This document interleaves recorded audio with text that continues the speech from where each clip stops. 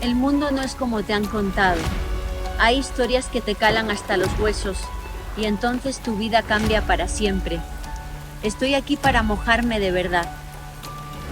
Estoy aquí para contarte lo que he descubierto en mis viajes y en mis investigaciones. Me llamo Lourdes Gómez y esto es lo que te contaría en una noche de lluvia.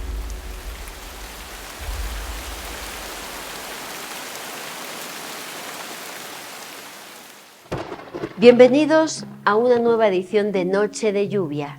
Gracias, siempre gracias al inicio por estar aquí conmigo, porque este proyecto no tendría sentido si vosotros no estáis al otro lado de la pantalla. Yo sé que nos separa una pantalla, que nos vemos a través de la tecnología, pero creedme cuando os digo que os siento muy cerca y que cada uno de vuestros comentarios me impulsa a seguir adelante, a tratar de hacer el trabajo lo mejor posible para dignificar el misterio y para que podamos hablar del misterio de forma seria. Gracias de corazón por vuestro apoyo, por estar ahí, y os invito, si no lo habéis hecho ya, a que por favor me apoyéis suscribiéndoos tanto a Noche de Lluvia Podcast en YouTube como en Spotify.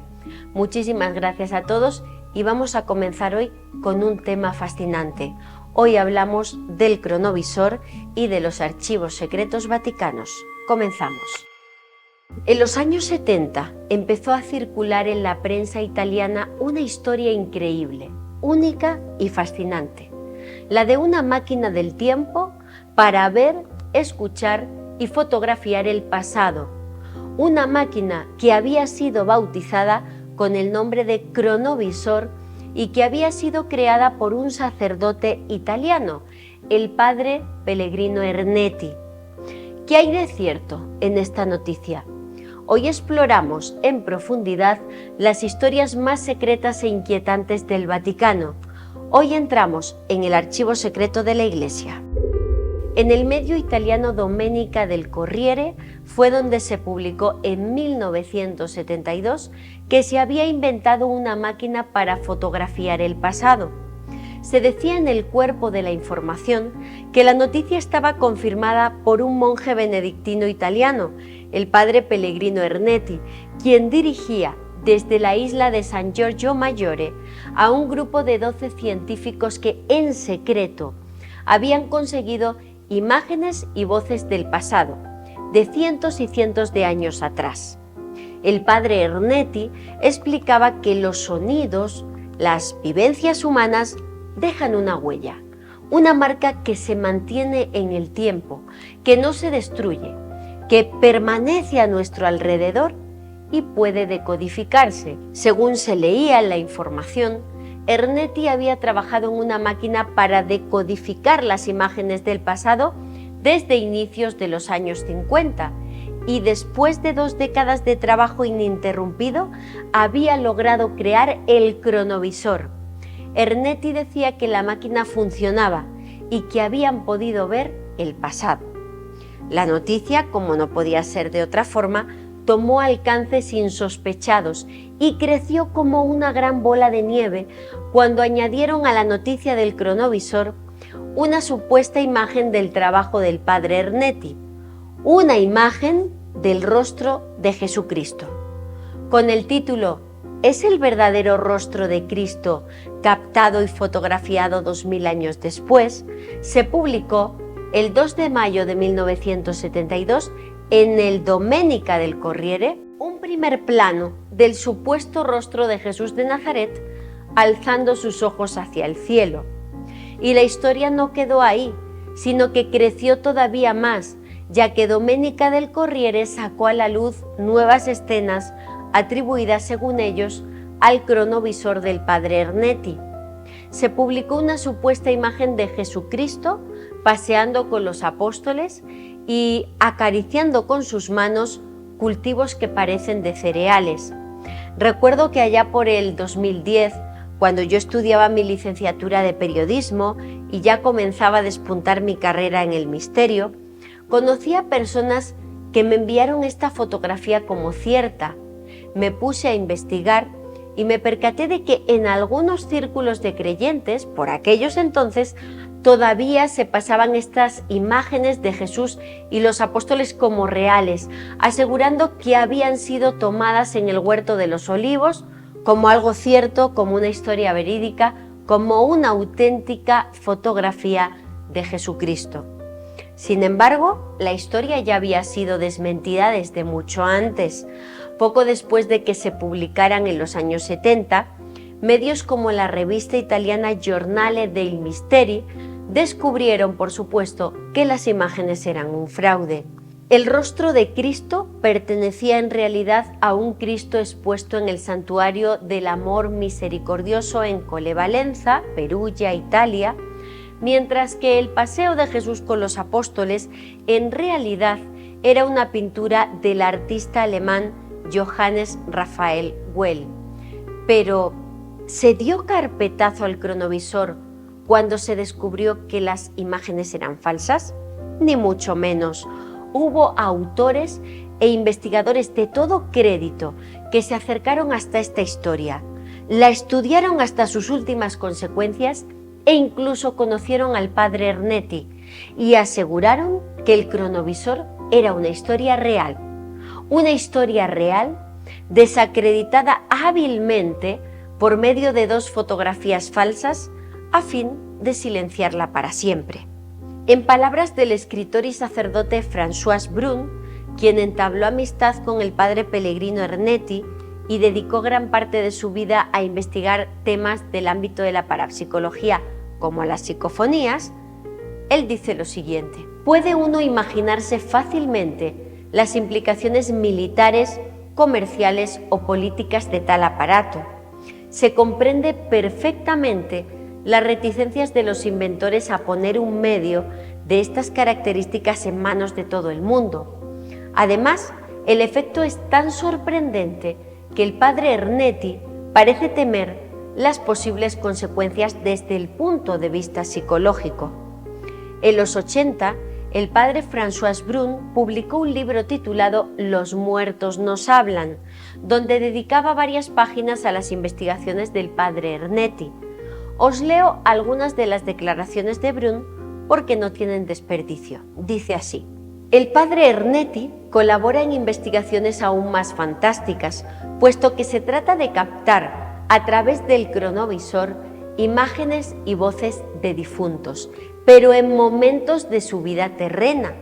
El padre Ernetti tiene alrededor de 60 años y es titular de una cátedra de enseñanza absolutamente única en el mundo.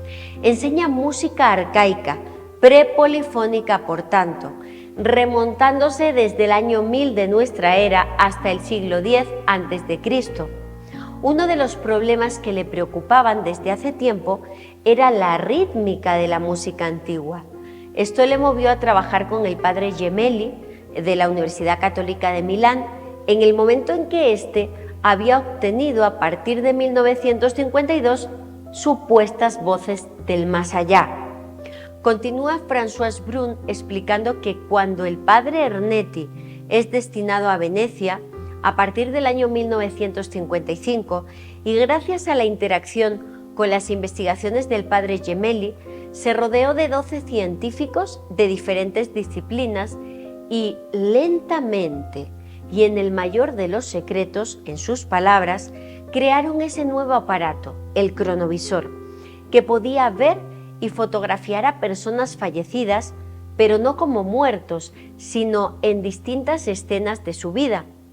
Brun iba más allá y es posiblemente quien más datos ha aportado sobre las investigaciones de Ernetti. Asegura que a mediados de la década de los 70, el padre Ernetti y su equipo, usando el cronovisor, habrían logrado captar el sonido y las imágenes de una tragedia antigua, representada en Roma en el año 169 a.C.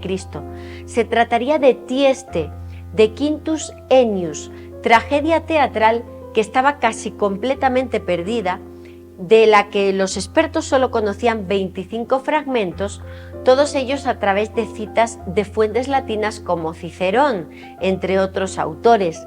Según François Brun, el cronovisor rescató el texto de su acompañamiento musical. Se sabe también por algunas confidencias indiscretas que el aparato transmitió en otra ocasión una escena de mercado en Roma. También, siempre siguiendo a la fuente de François Brun, podían obtenerse informaciones sobre un pasado inmediato. Así el padre Ernetti, asegura Brun, habría captado un día en su aparato los planos que acababan de ser realizados para preparar un atraco y pudo prevenir a la policía y hacer fracasar esa operación delictiva.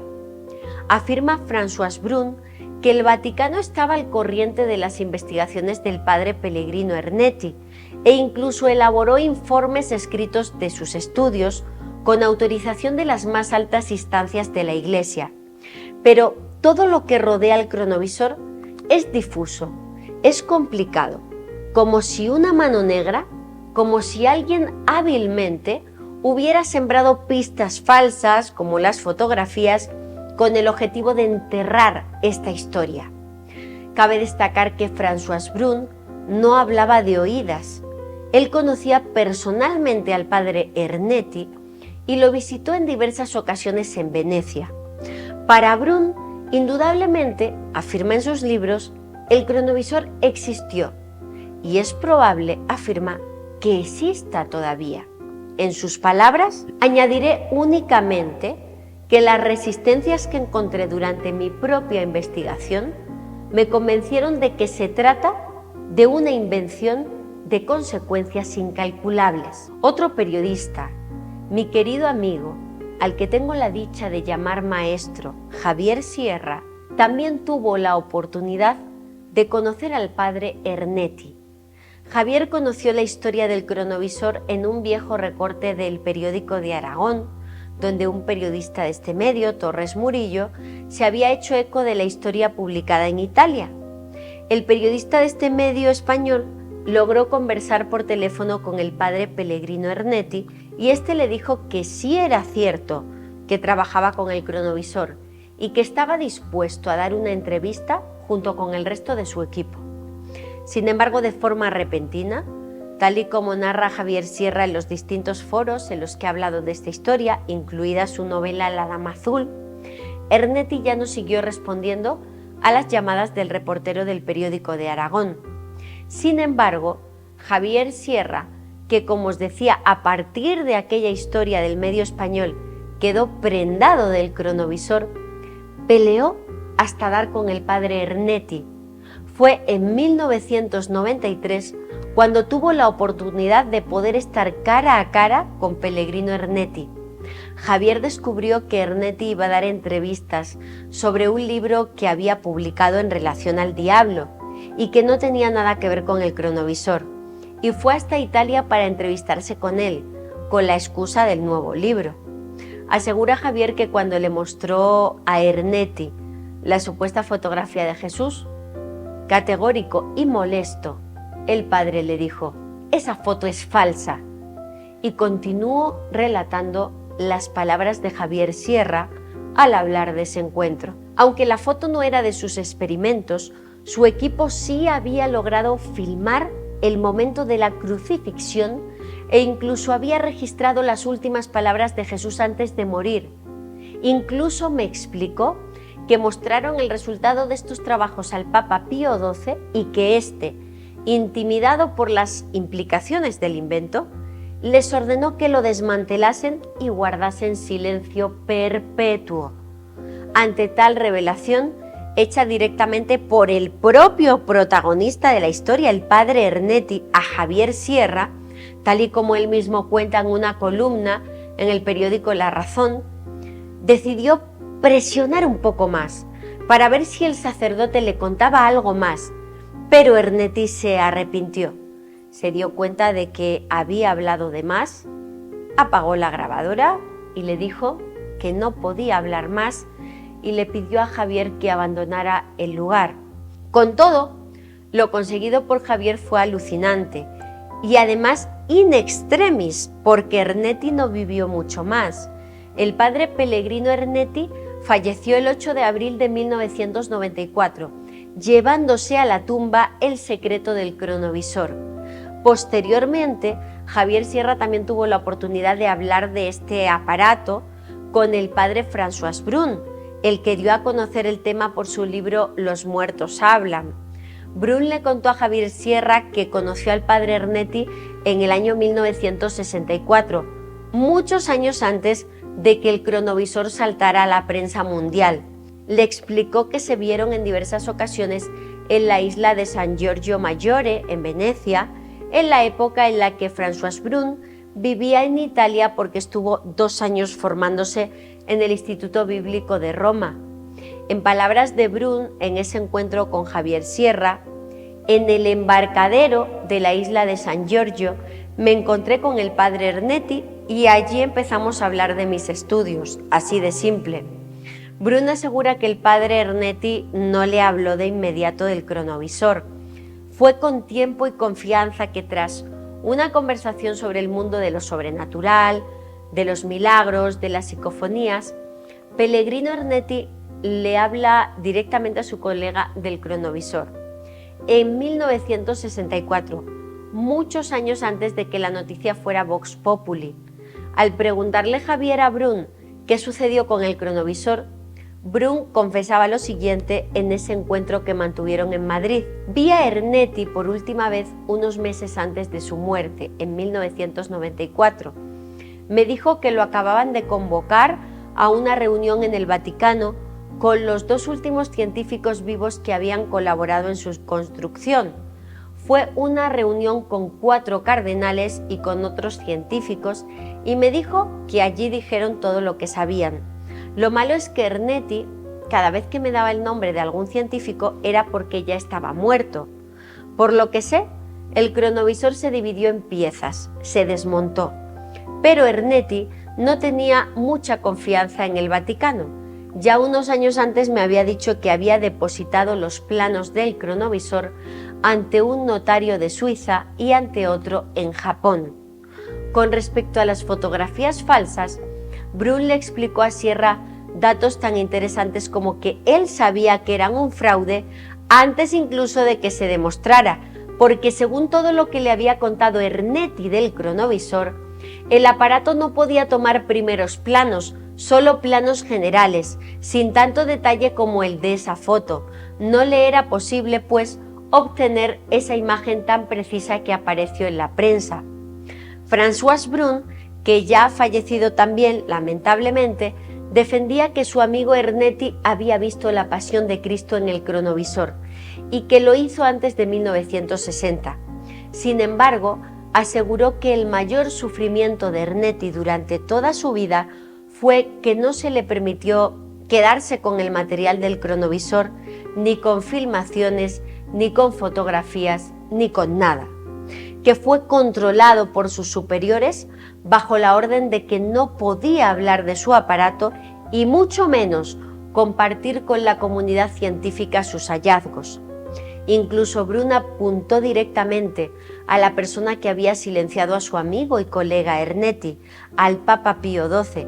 Según el sacerdote francés, Ernetti mostró sus grabaciones tanto al Papa Pío XII como a otras autoridades vaticanas y habían llegado a la conclusión unánime de que aquel invento era peligroso para la humanidad. Brun se mostraba escéptico ante la posibilidad de que alguna vez salga a la luz documentación sobre el cronovisor.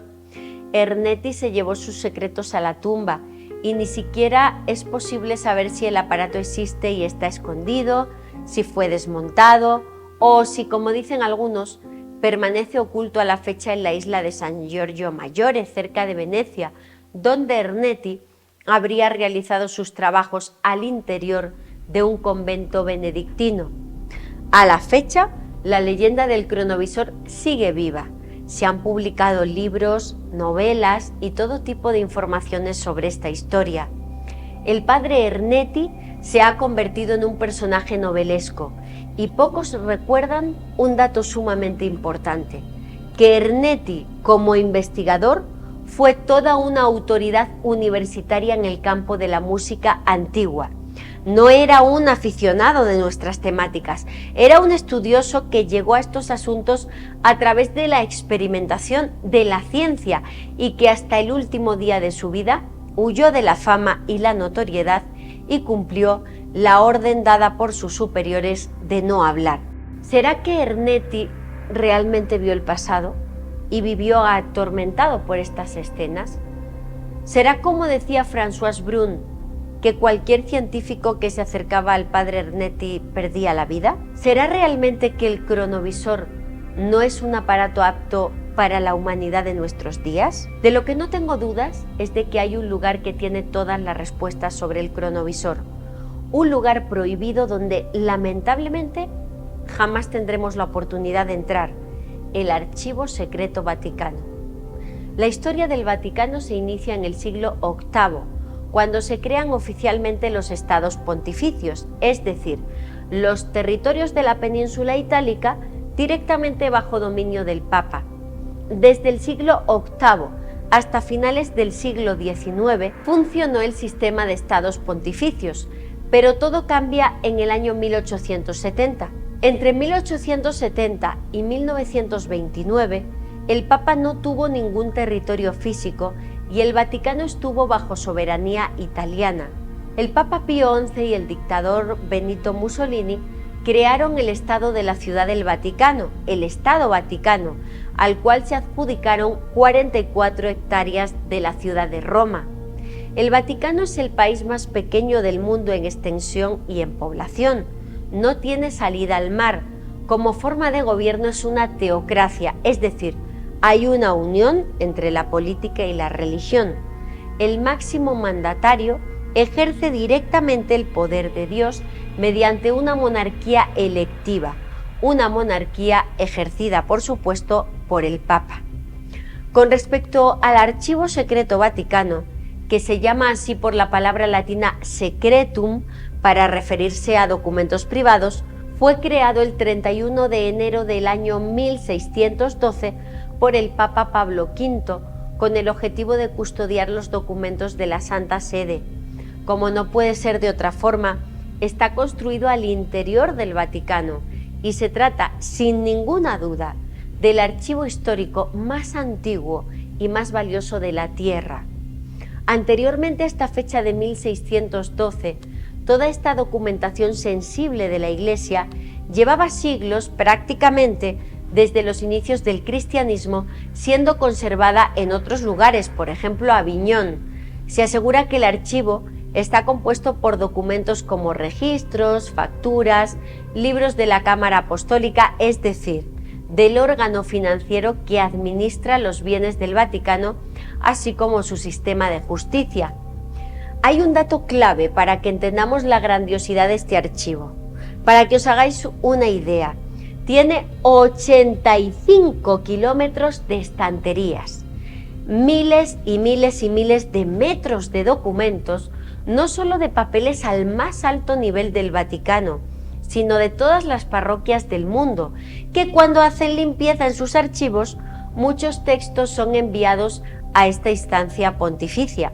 Entonces es muy probable que haya datos de todos los que hemos sido bautizados en el seno de la Iglesia Católica. Y seguro que os preguntáis, ¿dónde está exactamente el archivo secreto del Vaticano?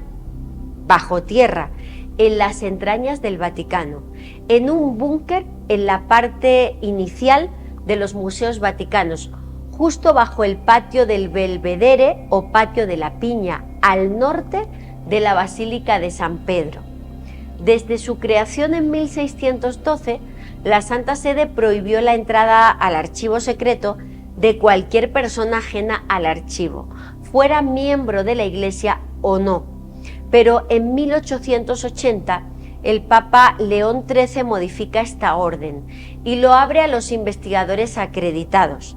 Esto no quiere decir que cualquiera pueda entrar como Pedro por su casa, nunca mejor dicho, en este archivo. Quiere decir que en contadas ocasiones hay determinados investigadores del más alto perfil universitario que pueden llegar a entrar al archivo, pero no para recorrerlo y empaparse de sus secretos, sino para que esperen en una sala de consulta donde siempre, bajo la atenta mirada de los guardianes del archivo, puedan estudiar un número limitado de documentos relacionados con su investigación. De forma oficial, la Iglesia ha compartido que en el archivo se recogen documentos que van desde el siglo VIII hasta el siglo XX, estando dividido este búnker en diferentes partes. Para los pocos investigadores que tienen acceso, después de la revisión de sus trabajos, de las recomendaciones que tengan y de un intenso proceso de escrutinio por parte del Vaticano, existen unas salas de estudio para ellos. Son 4 salas donde pueden consultar documentos originales. La sala donde estudian los originales, siempre bajo vigilancia, es la llamada Sala León XIII.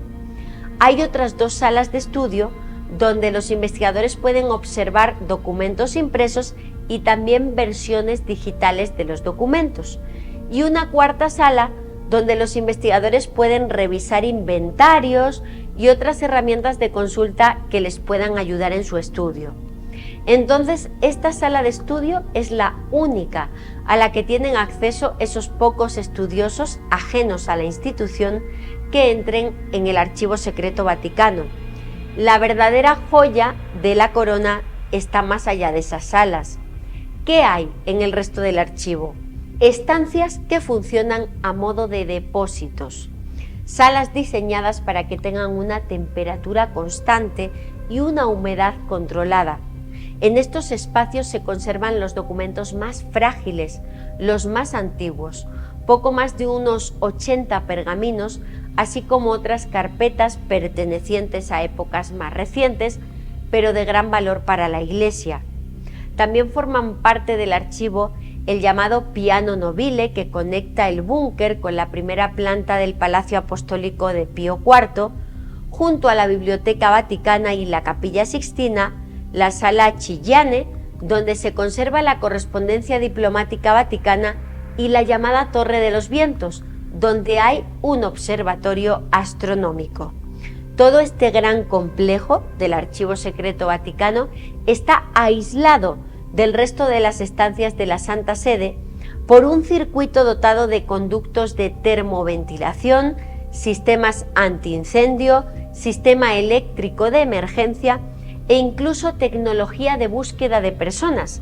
Entiendo que para detectar cualquier intruso que quiera llevarse algún documento. Los textos que se pueden consultar en el archivo en muy contadas ocasiones son principalmente algunos antiguos y poco peligrosos. Hay que tener en cuenta que tanto en el siglo XX como en lo que llevamos de siglo XXI, la Iglesia se ha visto envuelta en numerosos escándalos, y es por ello que los documentos de 1922 en adelante contienen la clasificación de reservadísimos, según el Vaticano, porque su publicación tendría un gran impacto en la geopolítica mundial. Quizá os preguntéis, ¿cuáles son los secretos más secretos que hay en el interior del Archivo Secreto Vaticano? Bien, se habla en el ámbito de la conspiración, de leyendas como el cronovisor, pero también de otros temas como la supuesta prueba de que Jesús jamás existió. Y es que se dice en los mentideros conspiranoicos que en este archivo existe una carta entre el emperador Nerón y San Pablo donde se hablaría de este detalle, de que Jesús no existe. Y un documento de lo más polémico que sí sabemos que se conserva al interior de este archivo es la llamada Donación de Constantino. Se asegura que es un decreto falsificado por el Vaticano que se atribuyó falsamente al emperador Constantino, el que tuvo la visión de la cruz luminosa en el puente Milvio, el mismo que convirtió a la religión católica en la oficial del Imperio Romano. En este documento es donde se dice que, agradecido por su conversión al cristianismo y por haberse curado milagrosamente de la lepra, habría entregado al Papa Silvestre I en el siglo IV, a él y a sus sucesores, numerosos privilegios, entre ellos la ciudad de Roma y todo el Imperio Romano de Occidente. De esta forma, los papas podían gozar de los mismos derechos que los emperadores. Este documento, la llamada Donación de Constantino, fue usado por los papas para someter a todos los países a la autoridad del papado y para reclamar posesiones de tierra para el Vaticano. Incluso trataron de hacerse con las tierras americanas a través de la bula intercaetera, de 1493 por parte del Papa Alejandro VI, reclamando la posesión papal de las tierras del Nuevo Mundo por ser regiones occidentales, aludiendo a ese documento de la supuesta donación de Constantino. Fue hace cientos de años cuando el pensador humanista Lorenzo Valla demostró la falsedad de este texto, ya que empleaba expresiones latinas impropias del siglo IV, siendo probablemente elaborado, según los expertos, en el siglo VIII. De hecho, fue usado por primera vez en el siglo VIII, en el año 753, por parte del Papa Esteban III. Como el Vaticano sabe de la controversia y el halo de leyenda que se levanta en torno a su archivo, en el año 2012 la Santa Sede organizó una exposición titulada Lux in Arcana, que quiere decir luz sobre el misterio. Tuvo lugar en Roma y fue organizada por las autoridades del Archivo Secreto Vaticano.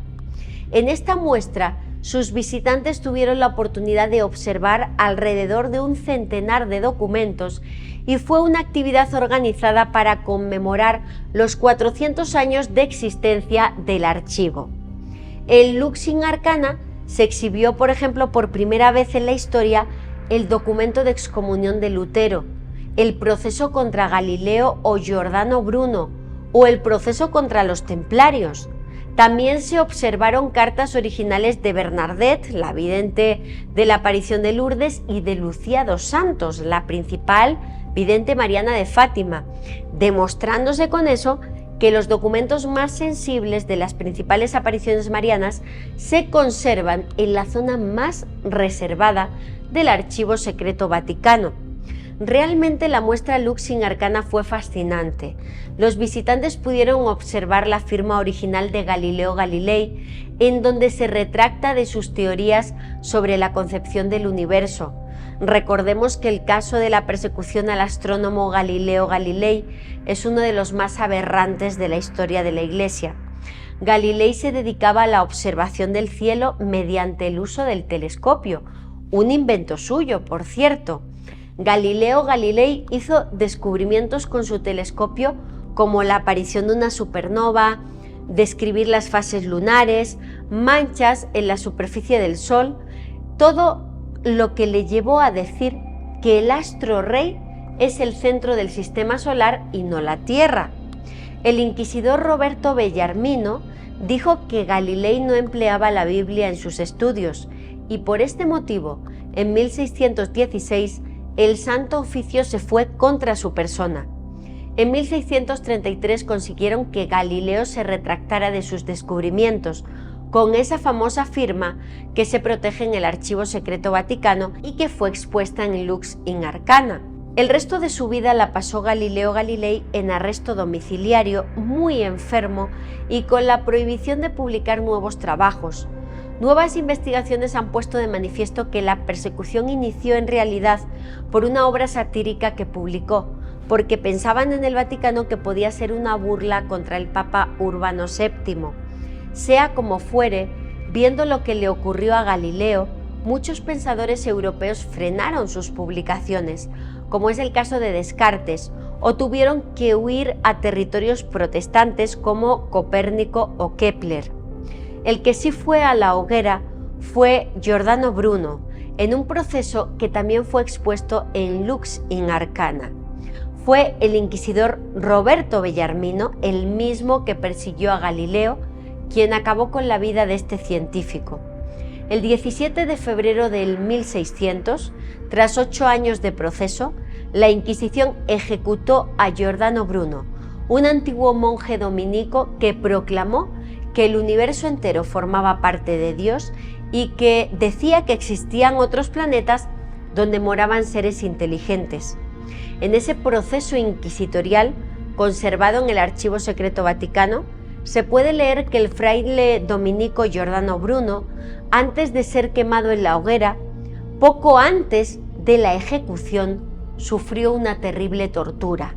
Su lengua fue traspasada con un clavo y se le puso una mordaza para que no pudiera hablar, para que no pudiera seguir anunciando su verdad, ni siquiera en los últimos minutos de su vida. En la exposición Lux in Arcana, como comentaba, también se expuso el famoso proceso contra los caballeros templarios, contra la Orden del Temple. Recordemos que a comienzos del siglo XIV, el rey Felipe de Francia ordenaba la detención, encarcelamiento y conducción a juicio de todos los templarios. Desapareciendo a los caballeros del Temple, también desaparecía la enorme deuda que este monarca, deuda monetaria, tenía con los templarios. Estaba terriblemente endeudado con ellos. Entonces, por una cuestión económica, los templarios fueron acusados de herejía, encarcelados, torturados y enviados a la hoguera. Y fijaos si es valioso lo que oculta el Archivo Secreto Vaticano, que incluso ha habido ocasiones en las que ha supuesto que se reescriba la historia. Es precisamente lo que ha pasado con ese documento de los templarios. En el año 2007, 7 siglos después de que los templarios fueran a la hoguera, supuestamente por herejes, la investigadora italiana Barbara Freil encontró en el Archivo Secreto Vaticano un documento que demostraba que en realidad el Papa Clemente V promulgó la absolución para la orden en 1312, es decir, los templarios fueron absueltos y no condenados por el Papa. La profesora Bárbara Freil asegura que descubrió por casualidad ese pergamino que estaba mal clasificado, por eso había pasado totalmente desapercibido por siglos. En dicho documento aparecen con todo lujo de detalles los supuestos rituales y ceremonias en los que se basó la acusación de herejía: escupir a la cruz de Cristo, negar la existencia de Jesús o mantener relaciones homosexuales. Confesiones de este tipo fueron logradas bajo tortura, según Bárbara Freil. Uno de los que confesó fue el líder de los templarios, el gran maestre Jacques de Molay, que fue quemado en la hoguera en París en 1314, el mismo año en el que el Papa Clemente V ordenó disolver la orden. Sin embargo, según la profesora Freil, los templarios no fueron herejes, como se ha creído durante 700 años. De hecho, el Papa fue obligado a solicitar su perdón. El documento que hemos encontrado les absuelve, en palabras de la experta. Como vemos, el Archivo Secreto Vaticano es una caja de Pandora que podría albergar documentos que harían tambalear no solo la historia de la Iglesia, sino la de toda la humanidad. Cuando se hizo la exposición Lux in Arcana en Roma, yo seguí toda la información a través de la prensa. Era una estudiante de periodismo, no tenía ni el dinero ni la posibilidad de poder viajar a Roma para esta exposición, y me emociono pues porque lo seguí como pude, ¿no? A través de la prensa, y muy emocionada porque por primera vez pudiéramos ver estos documentos. Y si importante es el Archivo Secreto Vaticano, tan importante es la Biblioteca Vaticana, que fue separada del archivo en el siglo XVII. La Biblioteca Apostólica Vaticana fue creada en el siglo XV por el Papa Nicolás V, con el objetivo de facilitar la investigación de los académicos. Estamos hablando de una dimensión gigante de libros, más de 1,5 millones de ejemplares de todas las épocas y miles de manuscritos. Las obras más antiguas son pergaminos del siglo III y, al igual que ocurre con el Archivo Secreto, tiene más de 50 kilómetros de estanterías subterráneas, con las mismas condiciones de cuidado de temperatura y humedad y el mismo nivel de vigilancia que el archivo. Hasta tal punto, fijaos, está modernizada la Biblioteca Vaticana, que está en proceso de digitalización desde el año 2010, con un sistema creado por la NASA para conservar sus imágenes de misiones espaciales, el llamado sistema FITS, Sistema de Transporte Flexible de Imágenes, que utiliza la NASA y el Vaticano para conservar sus imágenes. La pieza más antigua y valiosa de la Biblioteca Apostólica Vaticana es el papiro Bodmer 1415. Está datado en un arco de tiempo que abarca entre el siglo II y III después de Cristo, y es una transcripción de los Evangelios de Lucas y Juan. Otra pieza destacada es el Codex B o Codex Vaticanus, la que se considera como la Biblia más antigua del mundo, datada en el siglo IV. Muchos expertos consideran que es probable que fuera redactada por Eusebio de Cesarea, conocido como el padre de la historia de la Iglesia. Tal y como señala mi querido amigo Moisés Garrido en un maravilloso artículo que escribió sobre la Biblioteca Vaticana, en palabras de Ambrogio Piazzoni, uno de los responsables de esta institución, tenemos en catálogo 60.000 códices, pero de la gran mayoría sabemos poco más que el título.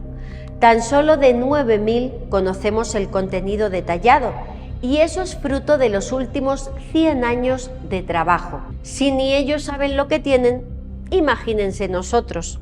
Pero sí ha llegado a trascender un dato curiosísimo. En la Biblioteca Apostólica Vaticana se conserva el que posiblemente sea uno de los textos más antiguos del mundo que habla sobre la tierra plana.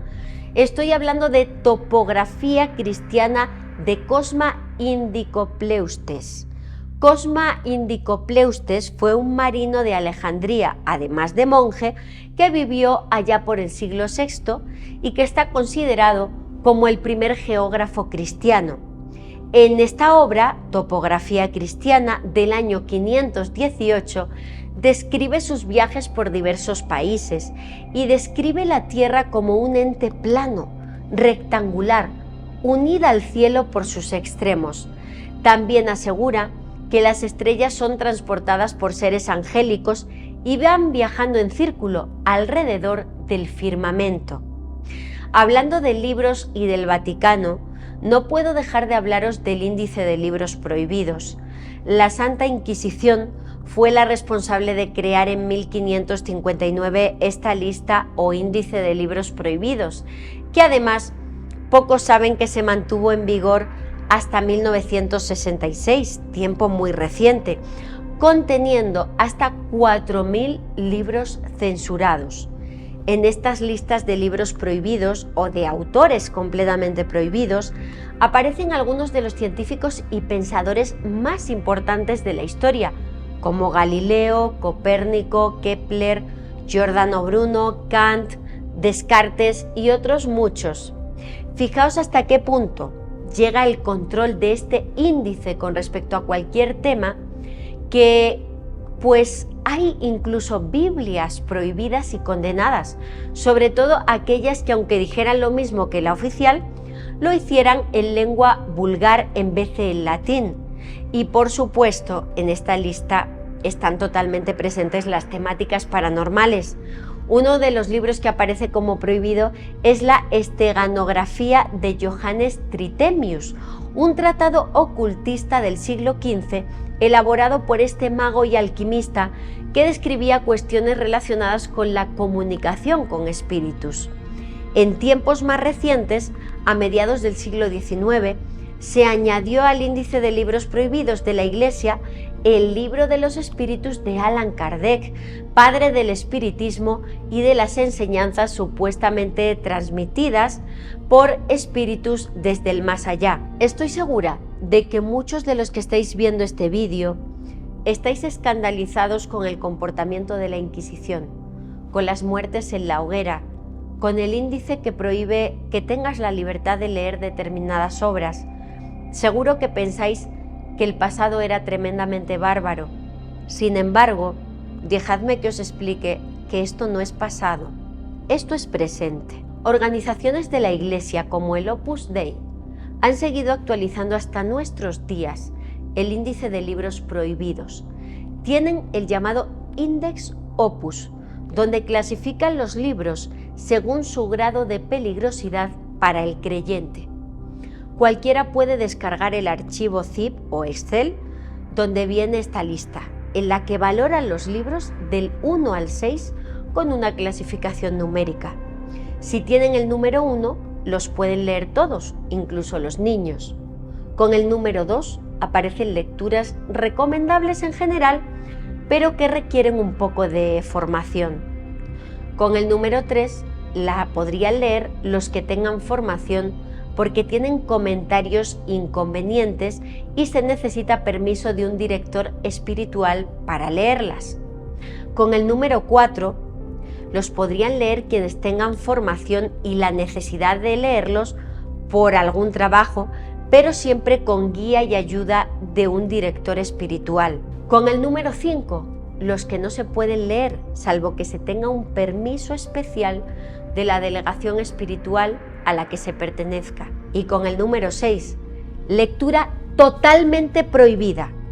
Para leerlos, solo sería con permiso del prelado de la orden a la que pertenezca a esa persona o que esté relacionado el creyente. Os tengo que anunciar que el Index Opus se publicó en el año 2003. Yo no aparezco en esa lista porque mis libros son posteriores.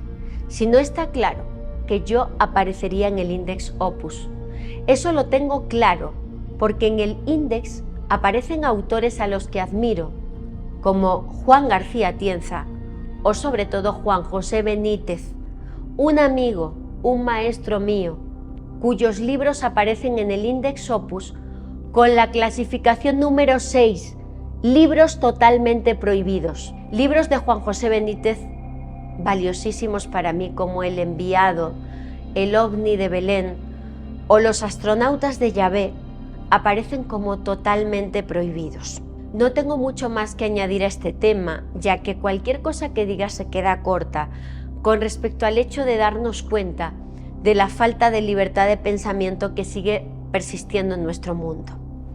Y continuando con nuestro tema, volviendo a esos archivos secretos vaticanos, ¿qué otro tema sabemos que está en el archivo bajo el título de reservadísimo? Sin duda la muerte del Papa Juan Pablo I en 1978, que por lo abrupto del suceso a la fecha, muchos investigadores sostienen que no habría sido una muerte natural, sino planificada. La versión oficial del Vaticano es que el Papa falleció por un infarto agudo de miocardio. Sin embargo, otros defienden que Albino Luciani, Juan Pablo I, fue asesinado por varios miembros de la Iglesia vinculados a la mafia. Su repentina muerte ocurrió el 29 de septiembre de 1978, a los 33 días del inicio de su pontificado. Llama mucho la atención porque en apenas un mes como líder de la Iglesia, Juan Pablo I dio señales de que iba a realizar muchas reformas en la Santa Sede. Quería renovar el Vaticano y relevar a muchos altos cargos para dar paso a otras personas con un talante más innovador y menos oscurantista. En palabras sencillas y fácilmente entendibles, Juan Pablo I pretendía limpiar el Vaticano. David Yallop, en su obra En nombre de Dios, analiza pormenorizadamente este caso. El periodista se pregunta, ¿por qué nunca se difundieron los resultados de la autopsia? ¿Se practicó autopsia? El médico personal de Albino Luciani sostenía que el Papa gozaba de buena salud. La monja que lo cuidaba, Sor Vicenza, lo encontró fallecido en la cama con las gafas puestas y un papel entre las manos. Un papel en el que había unas notas sobre una conversación que el Papa había tenido horas antes con el secretario de Estado Vaticano, el cardenal Jean Billot, centrada en cambios que quería hacer entre los prelados en un nuevo organigrama de la curia romana. David Yallop plantea que podría haber muerto por envenenamiento y que en la conversación con el cardenal Jean Billot, este le dijo: sepa que estos cambios suponen una traición a la herencia recibida de Pablo VI. Algunos especulan con que este cardenal y también el obispo Paul Marcinkus, apodado como el banquero de Dios, habrían jugado supuestamente un papel fundamental en la desaparición de este papa. Marcinkus, según investigadores como Santiago Camacho, fue acusado de asuntos turbios económicos en la banca vaticana, entre ellos negocios de anticonceptivos y compra-venta de misiles, y de tener vinculaciones con la quiebra del Banco Ambrosiano.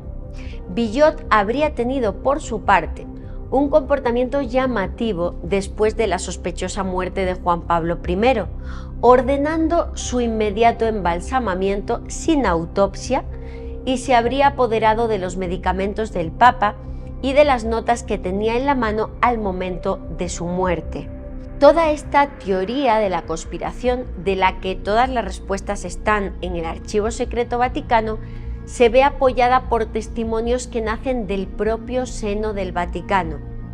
En febrero de 1999 vio la luz un libro llamado Lo que el viento se llevó en el Vaticano, que se publicó en España con el título de El Vaticano contra Dios, publicado por alguien bajo el seudónimo de Los Milenarios, que en realidad era Monseñor Luigi Marinelli, de 72 años, y otros altos prelados vaticanos. El Tribunal de la Sacra Rota intervino para secuestrar esta publicación en todas las librerías italianas. La razón es clara. El libro hablaba de la corrupción dentro del Vaticano, de que los papas son marionetas que no pueden hacer nada, dirigidos por grupos de poder ocultos, que son los que realmente deciden lo que pasa en el Vaticano y lo que sucede en la Iglesia. Se habla de altos cargos que tienen relación con la policía, con militares, con política, con mafia, incluso de abusos y de desapariciones de personas. Revela esta obra que es el dinero lo que mueve el nombramiento de cargos, e incluso incluye testimonios de personas que habrían participado en misas negras dentro del Vaticano.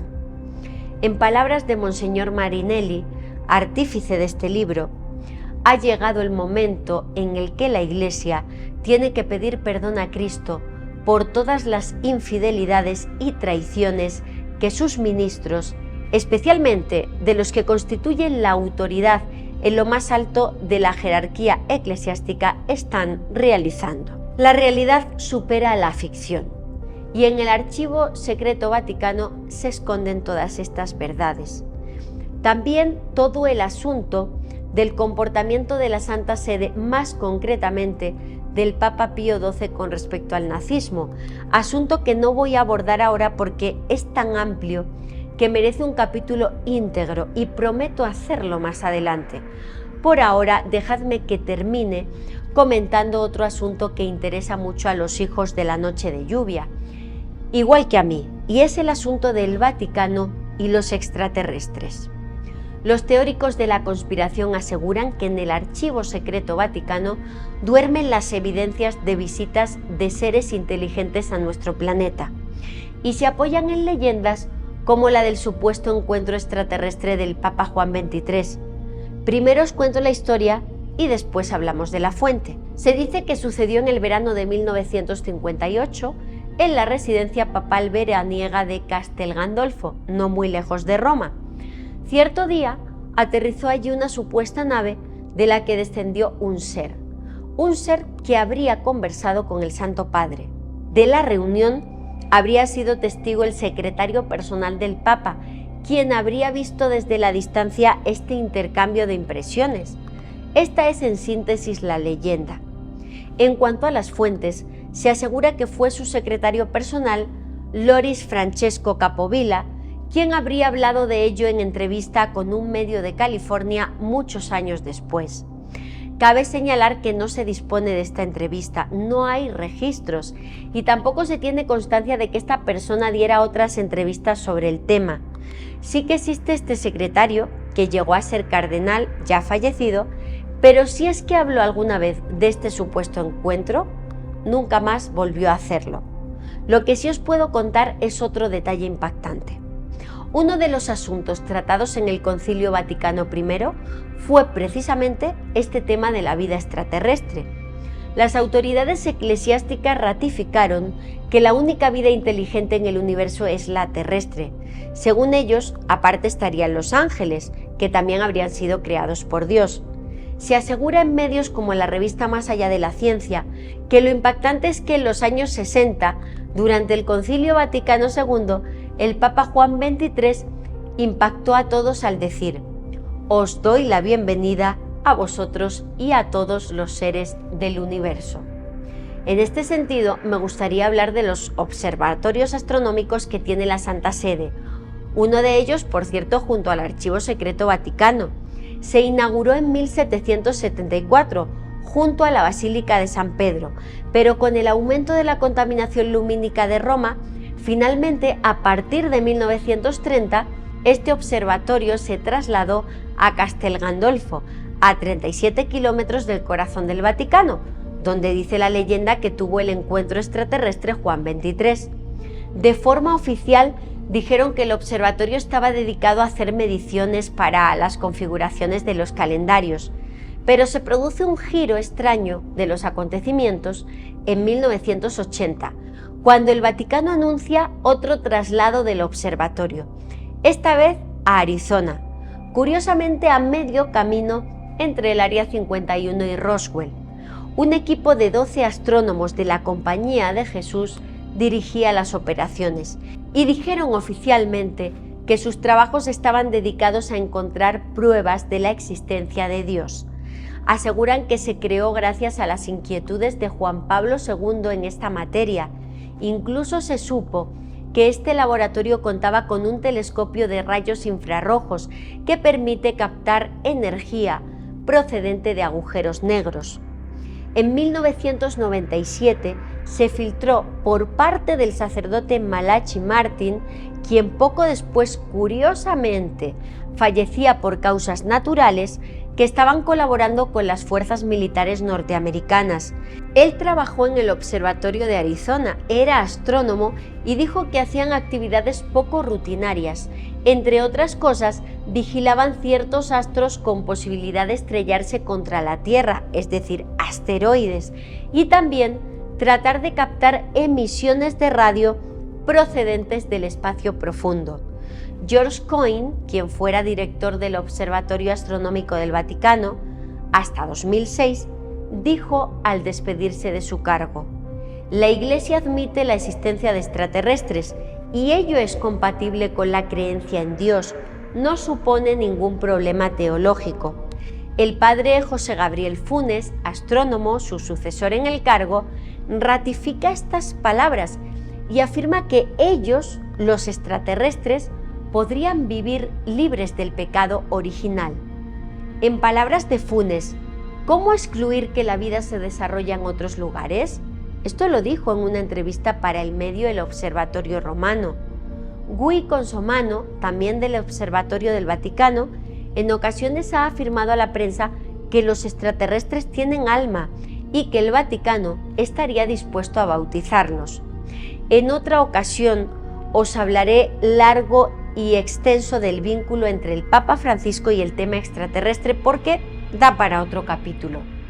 Terminaré este especial sobre el Vaticano hablando también del mundo del espionaje.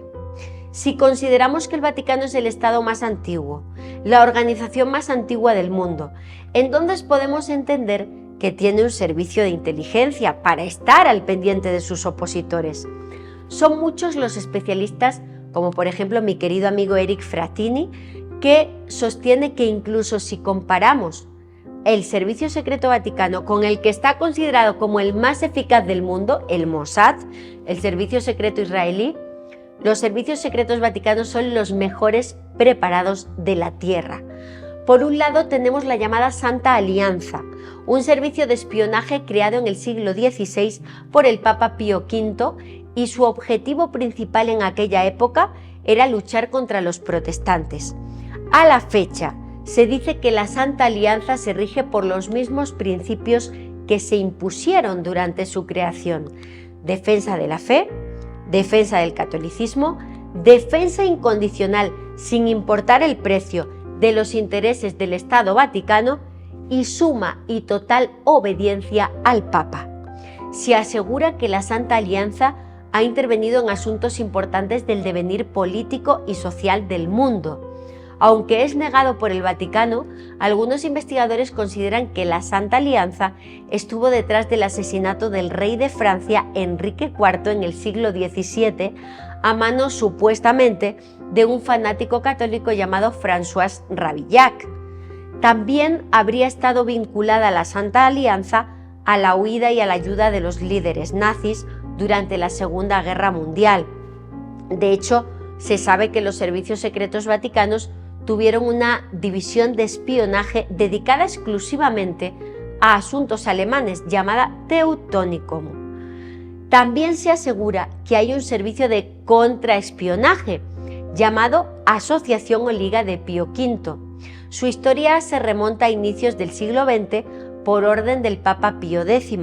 Sentía que dentro del Vaticano había espías que eran peligrosos para la Iglesia y le ordenó al secretario de Estado, el cardenal Rafael Merry del Val, la creación de este servicio de contraespionaje. La misión la desarrolló Monseñor Umberto Benigni, uno de los más fervientes defensores del tradicionalismo católico. Vigilaban a sacerdotes con ideas liberales o sospechosos de colaborar con otras potencias. Habría incluso una academia de entrenamiento de los espías vaticanos llamada Rusicum. Los agentes, todos sacerdotes, entrenados con gran dureza y lanzados en misiones peligrosas, sobre todo en países de la órbita comunista, pues han tenido incluso historias muy oscuras, siendo algunos de ellos ejecutados o encerrados en los temibles Gulag o campos de concentración de la antigua Unión Soviética. Más recientemente, a partir de 1999, se ha creado otra rama, el Comité de Seguridad, misión que se encargó al comandante de la Guardia Suiza, Pius Segmüller. De lo que hace este comité no se sabe absolutamente nada. Todo se archiva, ¿dónde, amigos? Pues en el Archivo Secreto Vaticano. Como cualquier otro país del mundo, el Vaticano ha llegado a desclasificar algunos documentos de su archivo y los ha puesto a disposición en su página web.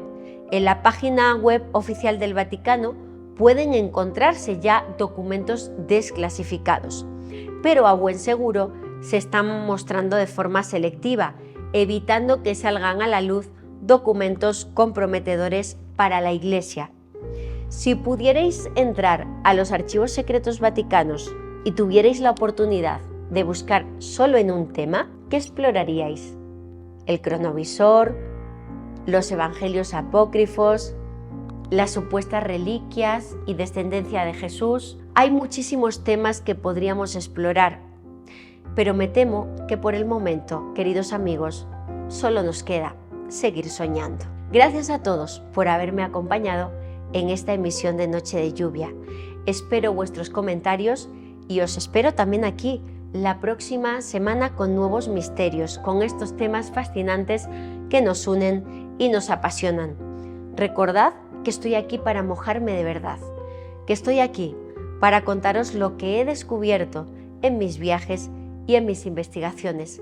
Me llamo Lourdes Gómez y esto es lo que te contaría en una noche de lluvia. Hasta la próxima.